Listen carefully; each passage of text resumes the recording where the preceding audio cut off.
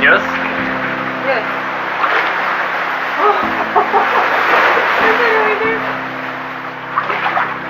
Fiúk, lányok, itt vagyunk a semmi közepén, a Lisszabontól délre található félszigeten. Majd a videón látjátok felírva, hogy pontosan hol, mert egyelőre mi se tudjuk. Egy titkos strandra fogunk most kimenni, ami igazából nem is strand, hanem nagyon szép sziklás partszakasz, amilyet itt a Lisszabontól délre lévő szörfös beacheken nem lehet találni. Remélhetőleg nagyon izgalmas és szép lesz.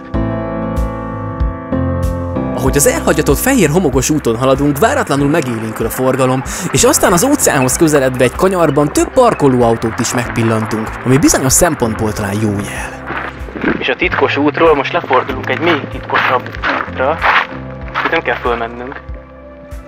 Nem? Le kell mennünk. Néhány útzárként funkcionáló sziklát kikerülve a látóhatáron lévő víz irányába igyekszünk, a hegyről lefelé vezető kis ösvényeket keresve. Mindeközben meglepetésünkre néhány ismeretlen felfedező is csatlakozik hozzánk.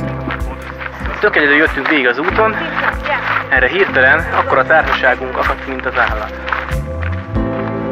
Na várjál! De úgy tűnik nem ismerősek a környéken. Ők is a szakadék szélén lévő vízmosásokat nézegetve próbálják megfejteni, hogy vajon hol érdemes majd lemászni. Itt megy egy út, nem? Nem? Arra. Arra. Én a GPS és műholdképek alapján próbálom megtalálni a lefelé vezető titkos ösvényt. Ez nagyon szép. És úgy néz ki, sikerül is.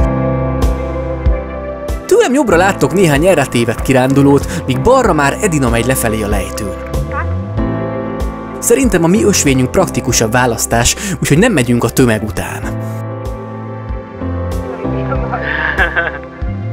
Saját utat választva a többi kirándulótól függetlenül mászunk lefelé.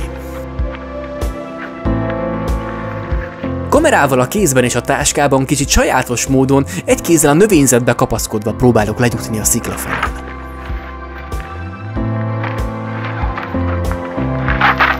Jó, ide szép helyen vagyunk. A mediterrán bozótosban vöröses homokos talajon sétálunk, és vízmosásokat jelző nagyobb köveket is látunk, illetve hamarosan patakmedreket ugrunk át. Titkos ösvények és vízrakóhelyek. Wow, micsoda fa!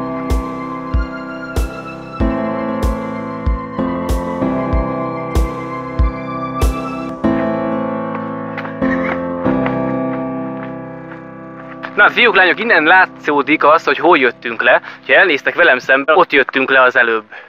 Így gyalogszerrel. És most a mögöttem lévő területre megyünk, ahol elvileg majd a tengerpartot is megtaláljuk. Hát kíváncsi leszek.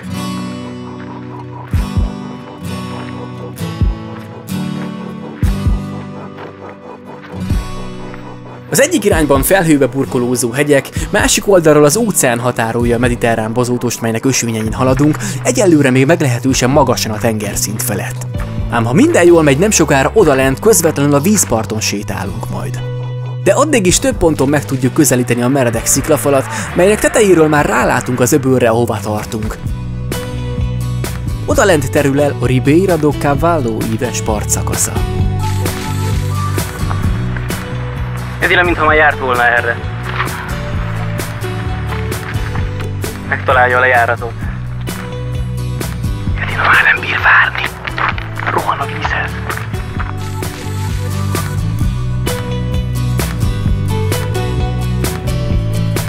A saját kis ösvényeinkkel haladva a hegytetőn lévő embereknek már nyoma sincsen, ám határozottan jó úton haladunk, én úgy érzem, és majdnem sikerül baleset nélkül lejutni.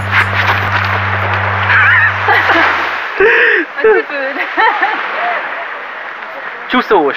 Csúszós? Azt a rohadt tényleg. És itt vagyunk. Ezt nem lehet összehasonlítani, mármint hogy... A titkos parton. A meredek sziklafal tövében finom homokos és apró kavicsos partszakaszt is találunk, néhány nagyobb sziklával közvetlenül a strandon, illetve bejebb a vízben. Az egyik sziklában egy kis természetes alagút is keletkezett az évezredek során. A lejárattól távolabb találjuk a kavicsos partot, és itt sétálgatva csak a fantáziánk szab határt, hogy melyik sziklában épp milyen formát látunk. Minden esetre ebből az irányból az egyik szikla határozottan úgy néz ki, mint egy vízből kiemelkedő tengeri hajó. Az öböl végében pedig egy sziklacsoport zárja le a strandot, olykor zegzugos részekkel, ahol sok kagylót és kisebb-nagyobb rákot is találunk. Nézd meg, bele van a kagyló, gyógyulva a kőbe.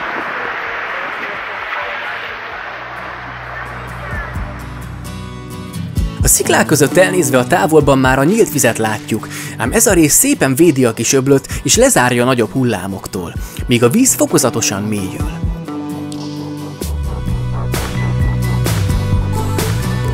A kis zugokban van, hogy csak térdig vagy derékig ér a víz, itt sok helyre nyugodtan be is mászhatunk. A látványos árapálynak köszönhetően pár óra alatt annyira visszahúzódik a víz, hogy a kis alagút teljesen szárazra kerül a strand központi sziklája alatt. Átmegyek!